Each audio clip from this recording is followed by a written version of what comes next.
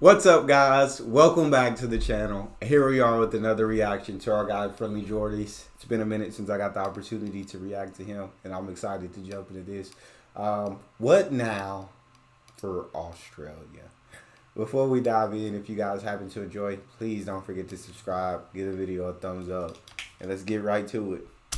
Oh, I didn't think I'd have to get out the glass of liberal tears so early yet again. It's been such a bad month, but we live to fight another day, etc., etc. A bunch of cringy Instagram shares. Hey, this is just and very fitting because we're talking about America, fireside chat, unedited, lightly edited, just you and me. So, I think that I'm probably going to have to acknowledge the big elephant in the giant Republican elephant in the room, which is that Jordan, yet again, continues on with his victorious streak of not predicting a single election ever. Ever. I am the Jim Cramer of political psychic calls. I've got donuts. I am running up donuts. You know what I've realized I think is a very big problem with this? A lot of my politically extremely minded psycho nerd friends, they all got it wrong as well. Some of them got it right, but a lot of them got it wrong. And I think that this is because when you are into politics, you're constantly looking at graphs, charts, demographics. And so you look at all of that and say, yeah, it's going in Kamala Harris's trended. Trump went on Joe Rogan once. Okay, well, that negates 50 years of door knocking. I want to be a whale psychiatrist. Say what on Joe Rogan was. That negates 50 years in door knocking. So I didn't know Friendly. I never kept up with Friendly Jordies and him calling it, but it sounds like he's been wrong every single time. So if you want to know who's gonna win, go to Friendly Jordies, and it's gonna be the opposite of whoever he says is gonna win. So there you go. That sounds like the formula for success. And that is, I think, the big takeaway from this election. But before we get into that, when people, every single person on YouTube is putting their why Trump won. So allow me to add to that with yet more graphs. Check this one out though. Don't you think that this explains it all? Because look, you click on Shapiro, you click on the Young Turks, they're all going to have different explanations, but graphs don't lie. Except in this election and every other election. But look at this.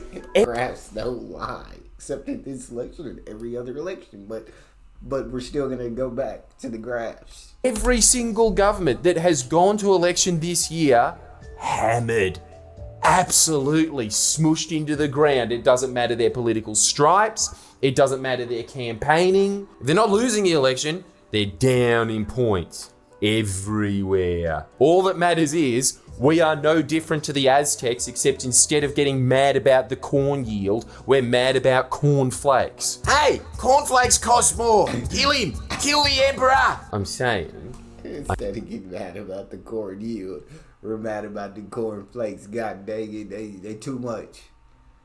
The cornflakes are too much, god dang it. We ain't standing for this. I think the reason that people that don't pay attention to politics much get election results better is because they're just using the vibe on the street. And the vibe on the street is, my life's shit. And after that, doesn't really matter if the policies are helping to assuage the shit situation or if they're making it way, way worse. People don't care. They just have the thought in my head that, hey, I'm me. Fuck it. I'm telling you, it's the same dynamic that has been happening since the beginning of organized society. Whoever these shadowy figures are that are in power, they cause this, they must pay.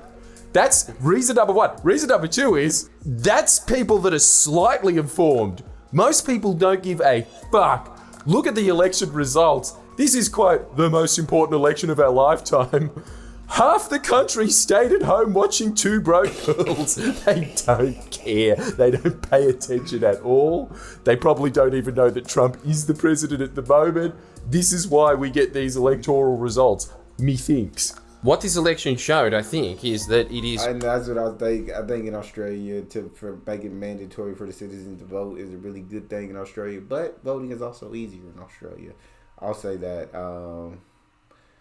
But yeah, I didn't know half the country sat it out.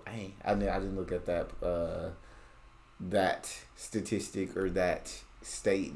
I don't know what I'm talking about. That statistic, I'll keep it at that. I didn't know half the country sat out, but Yeah. We're going to let him keep going. These electoral results, methinks. What this election showed, I think, is that it is not policies that shape elections. I think that we all convince our... That's what I was going to say. I couldn't think of what I was going to say, but yeah. I think people just look at the living conditions that they're living in and decide, like, hey, and it's not the policies that they're paying attention to in these campaigns. They just look at how they're living and say, you know what, I'm not living that great now. Things aren't that hot right now for me. Things are a little bit too expensive. And so, you know what, I want to change. And you see one candidate that it's going to for sure be a change, and then another candidate that might probably going to lead you down the same path that in the current situation that you're in now. And so they make a choice no matter what the policies, and even if one has better policies than the other, the choice is made based off the living conditions of people in the moment. That makes sense. Ourselves in our heads that it does if we really tune in on this. If only they picked the right price for agricultural exports, maybe they would have made it over the line. I think it's purely Trump can chill with Andrew Schultz. Do you think Kamala could? Trump had the best vibes. That is not up for debate. In fact, Trump has such good vibes that I was thinking about this. I was thinking that if Donald Trump lost, and in my mind he was going to lose, I would be glad that he lost, but I would feel really, really sorry for him. And if Kamala lost, I would be sad that she lost, but I wouldn't feel sorry for her. Why? Okay. Because Donald Trump is a human. You can see him sitting at home being like, "That's 2 elections they stole off me. Everyone's against me." You can see how he would feel to that. As a result, he is more human. And when he is hanging out on these podcasts, he can vibe. He's really good at vibing, to the point that when he did win, the way that I'm able to console myself is, at least we got 4 more years of the best reality show ever made. What does that mean for the election that is coming up in 2025?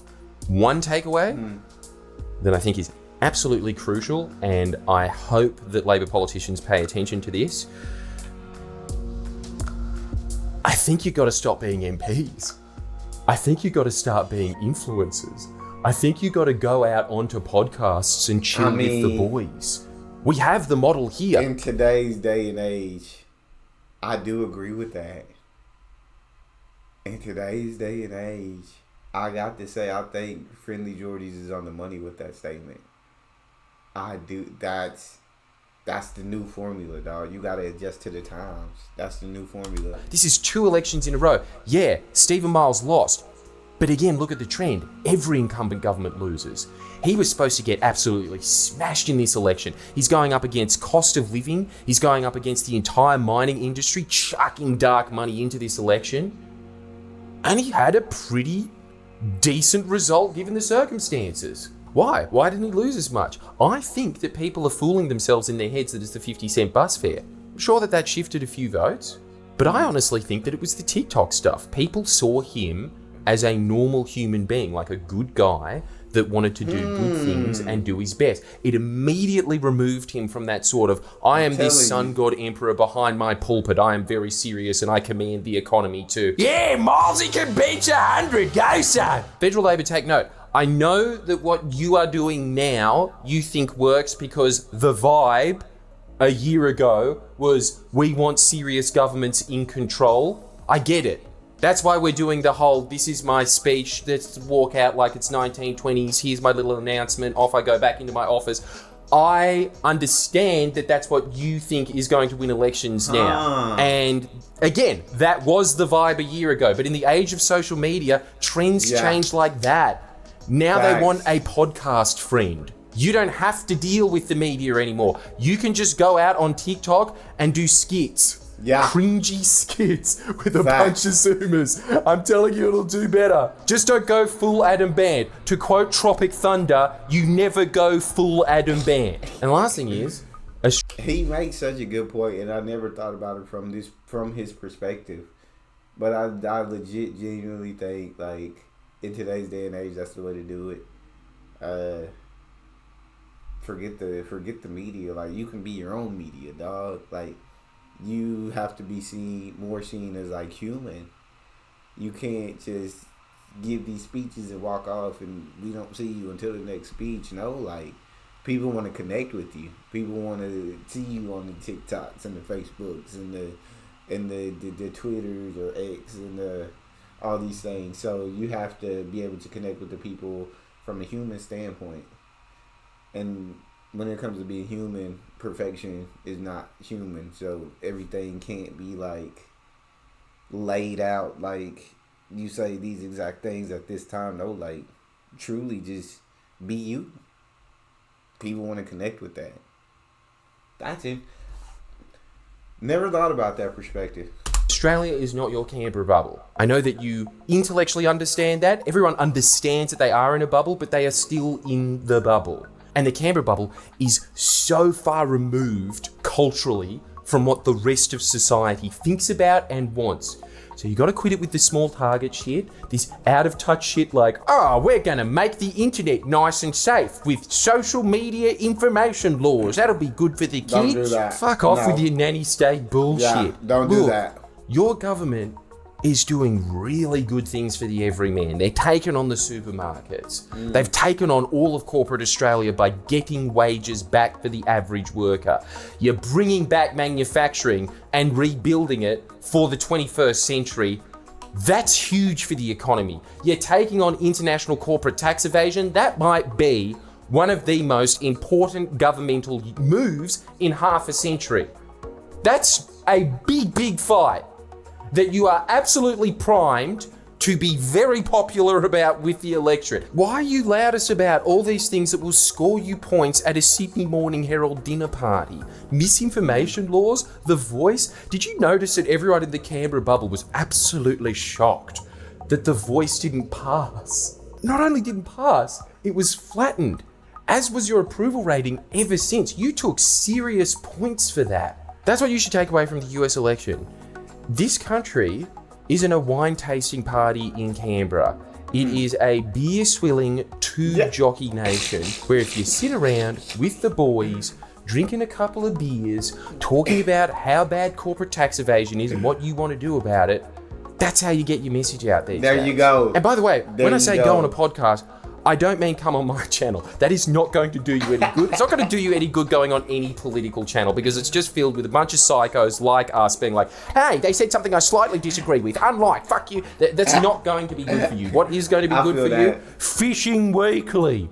Beers Weekly. The Weekly where we review how much we fucking hate the show The Weekly. Anyway, those are just my unscripted, unedited thoughts on the matter. If you want a scripted and edited video, we've got a big one coming out on Wednesday. So make sure that you look for the premiere that we are going to start hours before that we could have released today. But it would be extremely distasteful to do so on Remembrance Day. I'm getting scared even thinking about that one. So make sure that you tune in for that. Afterwards, I am going to be on YouTube Live, hanging out with my buddies yet again. We're going to have a fun time. There we go. That was a dope video, and I completely agree with Friendly Jordies on what he said. I think he's absolutely right.